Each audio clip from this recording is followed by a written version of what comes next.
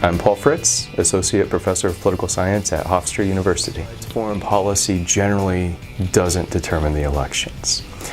This year, I think it should play a much bigger role because we have two candidates that are vastly different on a number of critical areas that people should be paying a lot of attention to. We have one that's a very traditional sort of neoliberal primacy candidate who's talking about maintaining American alliances, maintaining American hegemony, and we have another candidate who is thinking more in transactional terms and is questioning the value of U.S. primacy, questioning the value of long-standing alliances. So the differences are quite stark right now.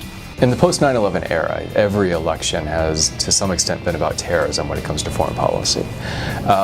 That's playing a little bit less of a role today in 2016 than it has in 2008 and 2012, but it's still certainly there. You do see other foreign policy issues like immigration, which is actually a foreign policy and domestic issue, coming together that's getting much more attention than it ever did in terms of the 08 or 12. And I think students are really asking many more questions about this and are much more interested in it.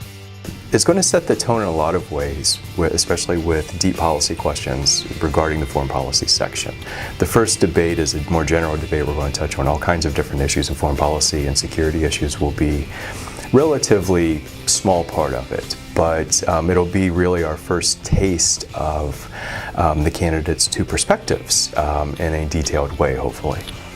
I was here in 2008 and in 2012.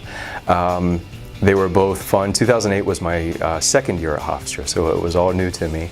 The excitement among the students in 2008 and 2012 was just phenomenal, and I've had so many former students talk about those experiences and how wonderful they were and how much they got out of them that I expect exactly the same in 2016.